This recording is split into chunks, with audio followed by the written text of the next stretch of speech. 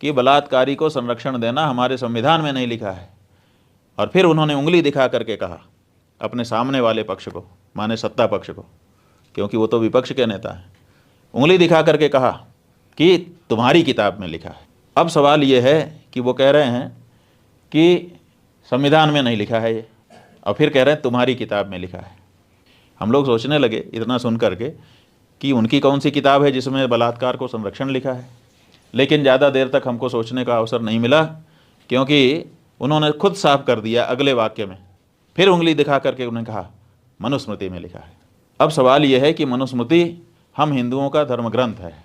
आप ये कह सकते हैं कि मनुस्मृति की ये बात हमको समझ में नहीं आती है, हम इसको नहीं मान पा रहे हैं, इसमें कोई बाधा नहीं है, लेकिन आप मनुस्मृति को आक्षेप कर रहे हैं कि तुम्हारी किताब में लिखा है, मनुस्मृति में लिखा है। इसका मतलब है कि दो बातें साफ हो गई। एक, उन्होंने ये कहा कि ये तुम्हारी किताब में लिखा है। तुम्हारी किताब शब्द बताता है कि मनुस्मृति को राहुल गांधी अपनी किताब नहीं मानते। अगर वो हिंदू होते तो मनुस्मृति को अपनी किताब मानते। जो भी हिंदू हैं वो मनुस्मृति को अपनी किताब मानते हैं।